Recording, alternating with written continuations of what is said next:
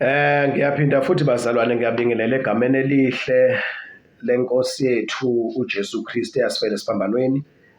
Siphila ngenxa yayo. Uma ungasusa uJesu Kristu sifile. Ukuphila kwethu ukuye, uxhomelele kuye, kunamathele kuye.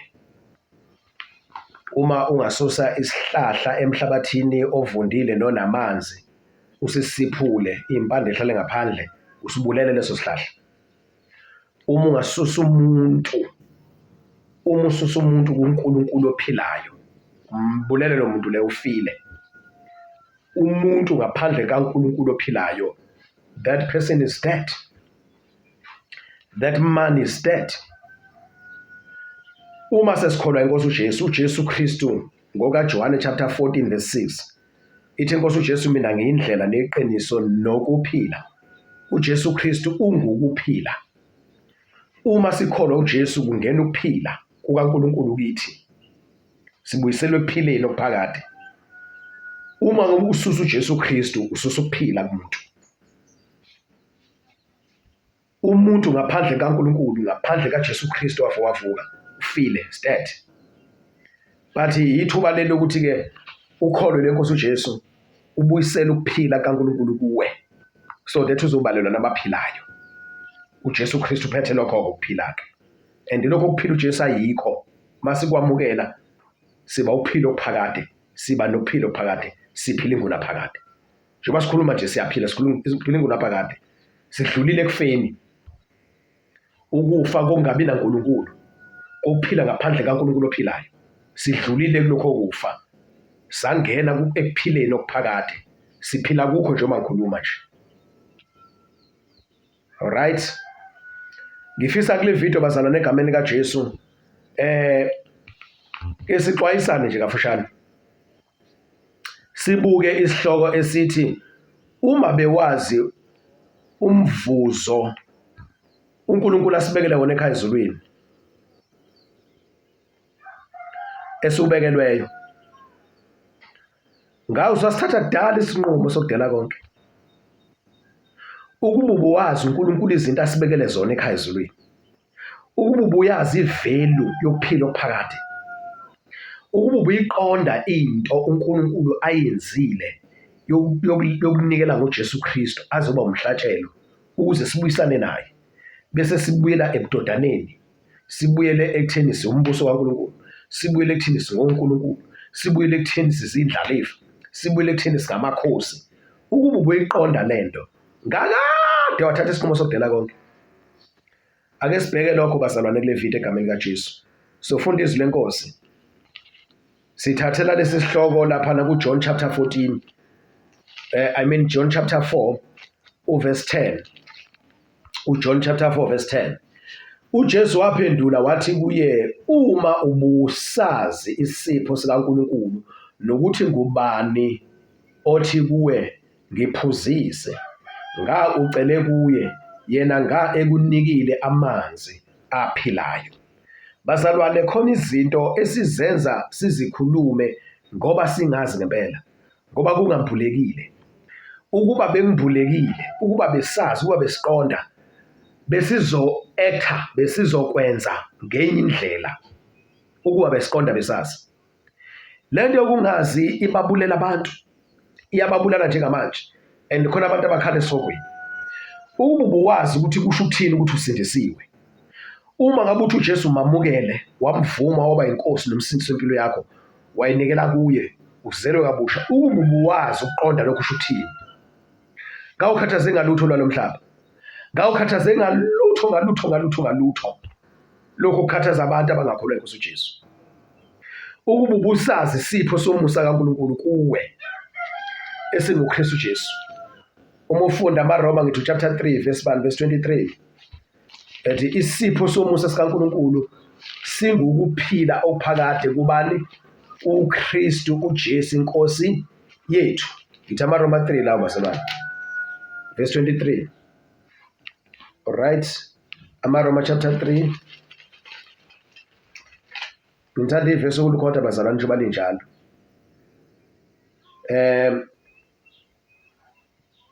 Okay, again amaRoma chapter 3 verse 23, amaRoma 6, amaRoma chapter 6. Ngiyaxolisa kulo ndawo bazalwane.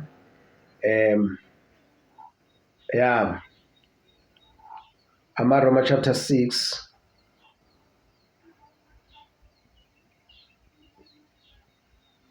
ngokuba inkokhelo yesono ingukufa, kepha isipho somusa sikaNkulunkulu singukuphila okuphakade kuKristu Jesu Inkosi yethu. Romans chapter 6 verse 23.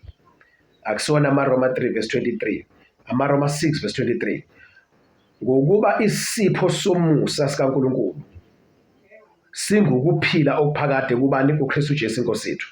Uba besiyiqonda lento kaJesu Kristu ukuthi isilethela ini, ukuba besiyiqonda lento yokuphila okuphakade ukuthi isho ukuthini, hayi bazalwane, hayi bafowethu, hayi ngani zakwethu, hayi ngani zakwethu, ngani zakwethu, ngaba bekho abantu ababhekslide babuyele emuva, ngaba bekho abantu abasabayo abanovalo, ngaba bekho abantu abacompromise ivangeli.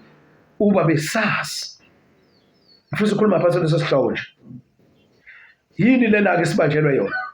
Yini lesibekelwe yona uJesu Kristu asibambele yona? Yini lena sibekelwe yona ekhaya ezulwini? Ake sibheke isambulo chapter 2, isambulo chapter 2. Ukuba besazi, ukuba bewazi, ukuba bu-understand, ukuba buqonda. Ngabona nama-complain onawo, ngabonakho lokhu kukhonona onakho. Isambulo chapter 2 verse 26 no-27. Onqobayo nogcina imisebenzi yami kuze kube sekupheleni, kuze kube sekupheleni. Onqobayo nogcina imisebenzi yami kuze kube sekupheleni. Onqobayo nogcina imisebenzi yami kuze kube sekupheleni. Ongagive up, oqhubekayo enza umsebenzi kaNkulunkulu. Lowo ngiyakumnika amandla, authority, igunya phezu kwezizwe. Yabo nje manje kuleli zwe, uma ngabe udrive imoto, uqhamuka nje intombazana esencane nje ifake ingubo ze-traffic cop, uqhamuke nje ubhuti osemncenyana ufake ingubo ze-traffic cop, phakathi nomgwaqo aphakamisa isandla, amise itruck enkulu ethi mayishintshwa ikhala bhobhom bhobhom bhobhom bhobhom, yehlehlisa amagiya itruck ayikhomba eceleni.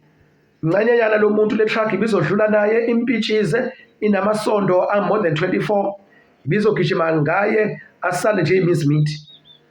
But udrayiva le truck enkulu uwazi igunya elikulo muntu njengoba ephakamisa isandla nje. Lo muntu akakhiphile isibhamu, phakamisa isandla nje, usebenzisa i-authority, wazi amandla, wazi igunya akulo. Noma engazamani lo muntu odrayiva itruck, whatever azoyizama, wazi kahle ukuthi lo amphambi kwakhe into ahamba nayo igunya. Kusho ukuthi uhamba nabantu bonke abamgunyazile. Ngisho ngambulala qede ngaye akuphelile, ngoba khona abantu akabamele abamgunyaza ukuthi azoma la emgaqweni, bamgqokisa ingubo okukhulunyiwe kuzo ukuthi lezi ngubo uma uyibona ubona uhulumeni wonke unikezwe amagunya. Ithi Inkosi uJesu-ke masiqhubeka emsebenzini wayo, siqhubeka emazwini ayo, singagive up kuze kube sekupheleni, uyakusinika amandla phezu kwezizwe. Izizwe ziyobona igunya lethu, zibona i-authority yethu esiyobe sibusa ngayo, i-authority phezu kwazo. Njengamanje izizwe zingasidelela, but uma sima thina besidelela, besipersecute, besizonda, besihlupha, besihlukumeza, but sime. Ithi Inkosi uJesu, onqobayo nogcina imisebenzi yami, onqobayo nogcina imisebenzi yami kuze kube sekupheleni, lo ngiyakumnika amandla phezu kwezizwe, ngiyakumnika amandla phezu kwezizwe, ngiyakumnika i-authority.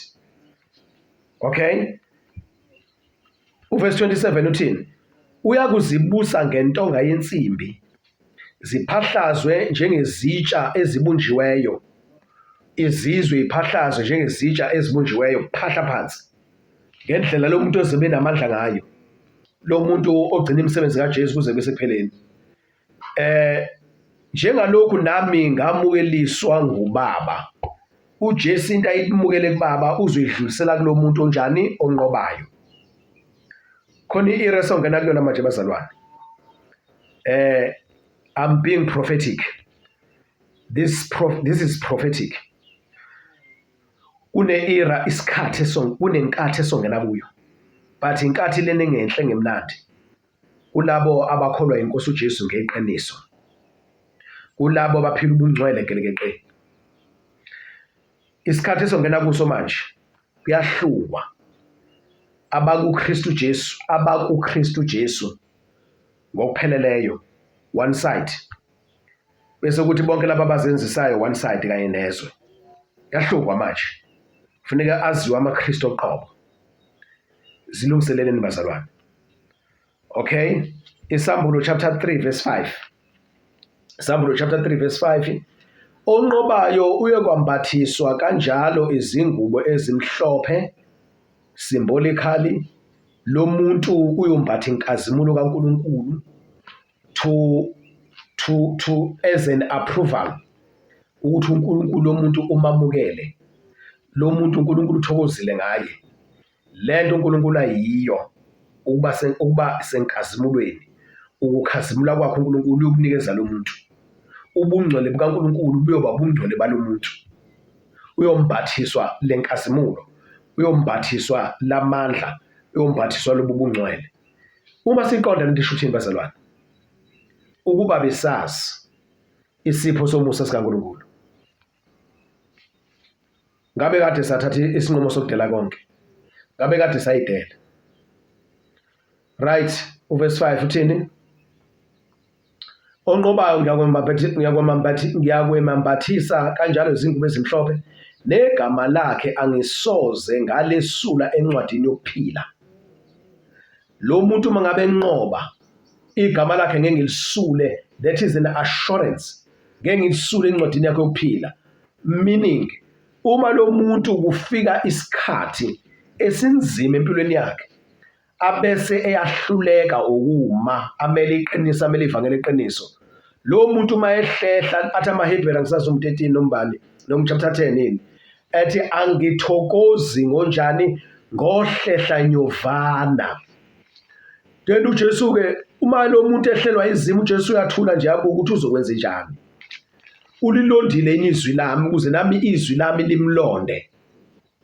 Uyalikhumbula inizwi lami, uyalicabanga yini uthi ngitheni kulo. Njengoba ngikhuluma nje ukuthi onqobayo uyakhumbula lokho, ngoba uma uyikhumbula lento sekufika isikhathi esinzima uthi angikwazi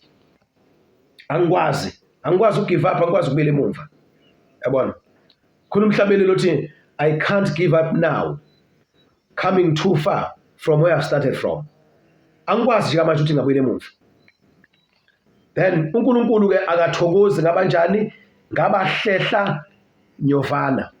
Lisho njalo izwi kaNkulunkulu.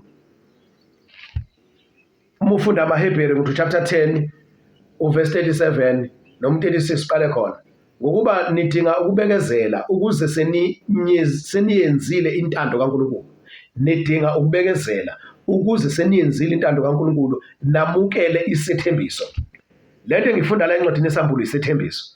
Ukuba besisiqonda lesethembiso ukuthi sinevelo engakanani kithi, njengoba uNkulunkulu esithembise sona nje, ukuba besisiqonda besokubamba lesethembiso sidedele konke okunye.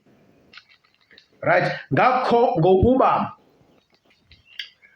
ngokuba nidinga ukubekezela ukuze seniyenzile intando kaNkulunkulu, namukele isethembiso. Seniyenzile intando, kunentando kaNkulunkulu kumele siyenze. Inkosi uJesu ithe ngale Isambulo 2 verse 26, uma ogcina umsebenzi wami kuze bese phelele. Intando kaNkulunkulu, umsebenzi kaJesu Kristu intando kaNkulunkulu. And mase umsebenzi kaJesu Kristu emhlabeni, senza intando kaNkulunkulu emhlabeni, abantu benyama baqonde, bayalwa, bayasilwisa. Uma ke thina ilithi sidinga ukubekezela, ngenkathi besilwisa siyabekezela. Verse 37, Hebrews chapter 10. Ngokuba kuseyisikhashana nje, ozayo uyeza, akayikulibala. Verse 38. Kepha olungileyo wami uyakuphila ngokukholwa. Kepha uma ehlehla nyovane, umphefumulo wami awunakuthokoza ngaye. kepha thina asisibo abokuhlehlela ekubhujisweni. Okwazi uma uhlehla nje uhlehlela kuphi ebhujisweni, kodwa singabokukholwa siphile ngakho kuze kube ngokusindiswa komphefumulo wethu, kuze kube inkosi uJesu yasithatha yasisusa lemhlabeni. Right? Uma uqedela ke Isahluko chapter 3 verse 5, negama lakhe ngiyakulivuma phambi kukaBaba naphambi kwezingilosi zakhe uBaba. Angikulisula igama lakhe, okusho ukuthi ma uhlehla nyovana, ma ugive up, ma uhluleka ukubekezela uqinisele ngenxa ukuthi abantu bayakuvukela bakulwisa, then ke noJesu naye isikhathi wena uhlehla ubheke emuva usubheke ebhujisweni, uJesu uthatha ipeni uyalisula igama lakho. Simple as that. Simple as that. Abantu abebekwazi ukuthi usindisiwe bayomangala mase bekufica esogweni, ukhala nabo, usha nabo, ushera nabo impethu zasesogweni. Alright, uverse 12 uthini? Onqobayo ngiyakumenza abe yinsika ethempelini likaNkulunkulu wami.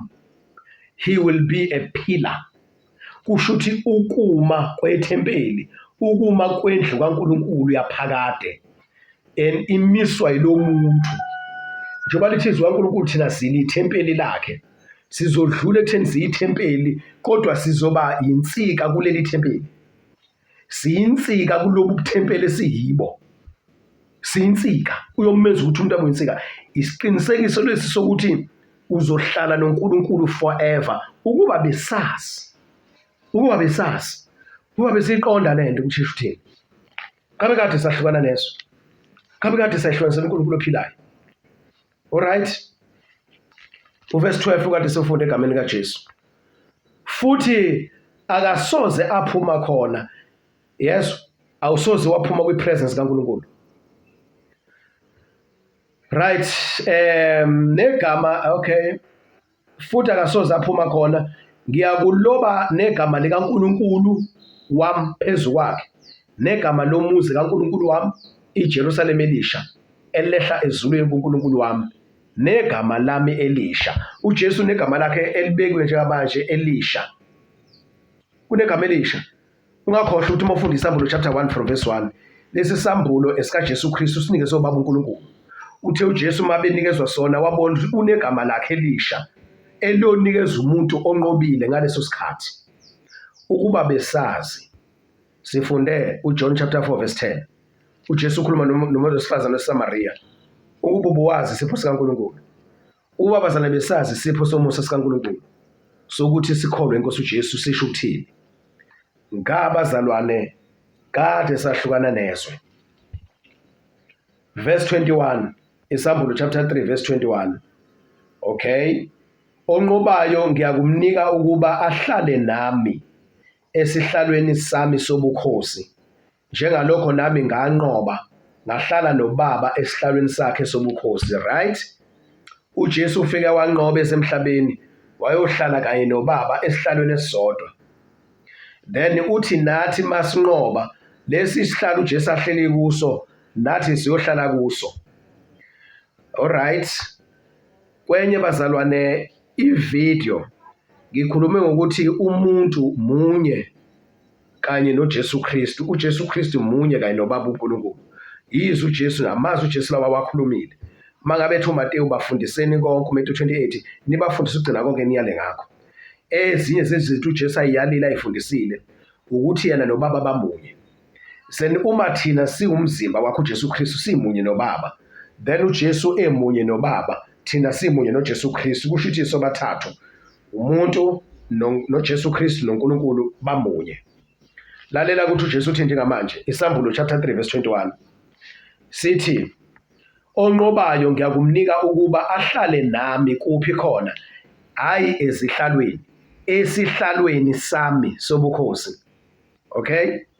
Njengalokho nami nganqoba ngahlala noBaba esihlalweni sakhe sobukhosi. Okay? uJesu sisemhlabeni kwakufuneka anqobe ukuze la uBaba ahleli khona noJesu ayohlala khona. uJesu sehlele esihlalweni esihleli uBaba. then usethi-ke nawe uma unqoba nami uma nginqoba siyohlala kuleso sihlalo ahleli kuso uJesu Kristu. Leso sihlalo uhleli kusona uBaba uNkulunkulu. Kusho ukuthi ibandla noJesu Kristu noBaba bamunye. Ukuba ubuzazi ukuthi ubani, ngaba ukhaliswa nento ekhalisayo.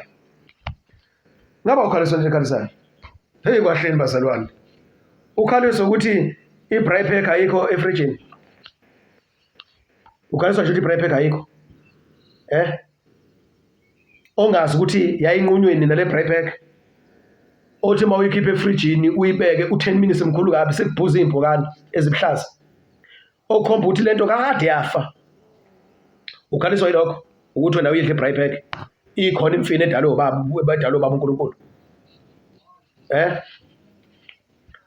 Alright. Siyabonga kakhulu bazalwane egameni likaJesu. Asivale ngale ncwadi siqale ngayo bazalwane. uJohn chapter 4 verse 10. uJohn chapter 4 verse 10. Ithini inkosi uJesu lana ithi uJesu waphendula wathi kuye uyazi isipho sikaNkulunkulu ukuthi ngubani othi kuwe ngiphuzile ucele kuye yena nga ekunikile abayo. Imfihlakalo iyodwa nje leyo. Anjani lamazwi aphilayo. Careful bazalwane lento yokuthi siyamazi uJesu kanti asimazi. Sithi sikuye kanti asikho kuye. Sithi sikuye yebo sikuye kunjalo vele sikuye kodwa futhi asiqonde ukuba kuye. Ubonakala ukuthi umuntu akaqonde ukuthi uJesu Kristu akaqonde lokho ukuthi ukusho uthini ukuba kuJesu Kristu. Umbona ngempilo ayiphilayo. Umbona ngenquma ayithathayo. Umbona ngama choices awenzayo. Umbona ngama decisions awathathayo. Umbona ngedirection ahamba ngayo. Umbona ngenkulumo ayikhulumayo. Lo muntu akaqonda ukuthi kusho ukuthini ukuthi yena uJesu Kristu, ukuKristu Jesu. uJesu waphendula wathi kuye uma ubusazi isipho sikaNkulunkulu nokuthi ngubani othi kuwe ngiphuzise. Ubu kumqondo uNkulunkulu uthi ubani. Ubu kumqondo uJesu Kristu uthi ubani. Ngabe sikhuluma the different story bazalwane. Ngabe sikhuluma indaba ehlukile. Ithi inkosi kithi-ke njengamanje njengoba ngikhuluma bazalwane. Ukuba besazi izethembiso esibekelwe zona ezulwini njengoba sesifunda amaHebrew chapter 10 from verse 26. Lento uNkulunkulu asithembise yona ukuba besazi siqonda lezi zethembiso esifunde esambulweni chapter 2 and chapter 3. Ukuba besiqonda lonto. Ngabe kade sadela konke. Ukuba besiqonda bazalwane. Ngabe nje awukho nanomsebenzi ukuthi sizokhuluma kanje. Sithi silande wena phuma kwi-word system. Dela konke walelizwe. Ukuba uwazi ukuthi uma ukhuluma ngoJesu ukuthi ukuphila uyaphila. Ubuwazi lokho ngabe asikhuluma indaba ukuthi kamaphilisi. Ngabe sikhuluma indaba ukuthi hlukana nebhedlela. Ukuba ubuqonda ukuthi wena unoJesu Kristu okuphila, uJesu Kristu okubaba uNkulunkulu. uJesu Kristu omunye nobaba uNkulunkulu. Uphethe the source of living, the source of life. uNkulunkulu ophilayo. Ukuba ubuwazi uqonda ngakade wathatha isinqumo sokugubha insuku zokuzalwa ngoba ubaba kazalwanga. Ukuba ubuqonda ukuthi ubaba ukuye ukubaba uJesu Kristu. Ubaba uJesu, ubaba uNkulunkulu munye noJesu Kristu, wena umunye noJesu Kristu. Kusho ukuthi umunye nobaba uNkulunkulu usekuphileni ophakade. Ngawukhathazeki ngendaba zokucelebrate ama-birthdays. Ngoba uyazi ukuthi nje kwakwama-means ukuthi mina ngisuka kubaba ngikade ngikubaba ezulwini ngikubaba. Manje sengize emhlabeni ngiza ngokuthi uhlangane ubaba wenyama nomama wenyama then bese kuphuma mina. Kodwa mina ngisiyona inyama. Ngakho angikwazi ukucelebrate usuku inyama yami ebonakale ngayo ivele emhlabeni eyinhle engihleli kuyo. Ngoba kusimina lowo. Mina ngimunye nobaba ngoba mina ngumoya, ubaba umoya, then uKristu umoya, then simunye. Then ubaba ngingakeze emhlabeni kade ngikuye ngihleli naye. Ubuyiqonda nje lonto. Ubuqonda ukuthi khona imishini oyilethele emhlabeni, khona i-assignment ozoyifeza emhlabeni, khona i-purpose ozoyifulfill emhlabeni. Then mase uyiqedile leyo purpose ubuyela back kubaba. Uyohlala naye. Ithini inkosi uJesu le esikuyo thina. uJohn chapter 14, uJohn chapter 17. Ngoka John chapter 17 uverse 1 ngithi verse 2. njengalokho uyiphile amandla phezu kwenyama yonke ukuba bonke oyiphe bona ibaphe ukuphila okuphakade, ini indodana yomuntu. Ukuphila okuphakade yilokhu kuba, hayi uverse 1 bazalwane, ngokaJohn chapter 17 verse 1, uJesu wakhuluma lokho wayesephakamisela amehlo akhe ezulwini wathi, Baba, isikhathi sifikile, khazimulisa indodana yakho ukuze indodana ikukhazimulise wena. Okay, verse 5, manje ke ngikhazimulise wena Baba, ngikhazimulise wena Baba kuwe uqobo. Manje ke ngikhazimulise wena Baba kuwe uqobo ngenkazimulo ebenginayo ngikuwe izwe lingakabi bikho. Kusho ukuthi Baba, ngicela manje ungibuyisele kuleya nkazimulo ebenginayo izwe lingakabi bikho, mina ngikuwe. Mina futhi ngingakeze emhlabeni, sengiqedile umsebenzi wami emhlabeni ebenguzele, bengiqonda imotive, bengiqonda ipurpose yokuza kwami emhlabeni, sengiyiqedile. Ngenkathi ngize emhlabeni bengisuka kuwe Baba, and isikhathi ngikuwe kunenkazimulo ebenginayo umhlaba ungakasekelwa. Ngikuwe benginenkazimulo, leyo nkazimulo Baba ngicela ungibuyisele yona ngoba sengibuyela kuwe manje. Ubani lo bazalwane? uJohn 17 verse bani? Verse 5. Manje ke ngikhazimulise wena Baba ngikhazimulise wena Baba kuwe uqobo ngenkazimulo ebenginayo ngikuwe, ngenkazimulo ebenginayo ngikuwe izwe lingakabi bikho, umhlaba ungakabi bikho, umhlaba ungakasekelwa, ngikuwe ngikhazimulise. Ube siqonda yonke lento bazalwane egameni likaJesu. Ngaba kukho lokhu kuphikisana, ngaba kukho konke lokhu kuhlukana idivision ekhona kubantu abathi basindisiwe, uba bebeziqonda ukuthi bawubani, uba bebemvulelwe, siphila ngalento uJesu ayikhuluma lana uthi, Baba, umhlaba ungasekelwa bengikuwe. Ingakho uJohn mayibhala ethi wayekhona ulizwi wayenguNkulunkulu, ekuNkulunkulu, enguNkulunkulu. Manje thina sikuJesu Kristu, and uJesu Kristu njengoba ayekhona ekuNkulunkulu umhlaba ungakasekelwa, nathi besikhona lapho umhlaba ungakasekelwa. So uma umuntu eza kuthiwa ifikile ingane, hawu ufikile umuntu Nkosi yami emhlabeni, ufikile umuntu, uvelaphi? Uvela kuNkulunkulu, uvela kuNkulunkulu. Hayi ubani uhambile emhlabeni, uyaphi? Ubuyela kubani? kuNkulunkulu. Uma ngabe enza intando kaNkulunkulu, uye nkazimulo ekade kuyo umhlaba ungakasekelwa. Ngiyathandaza abazantu uNkulunkulu asambulele izinto egameni likaJesu. Inkosi yomusa sibusise, amen.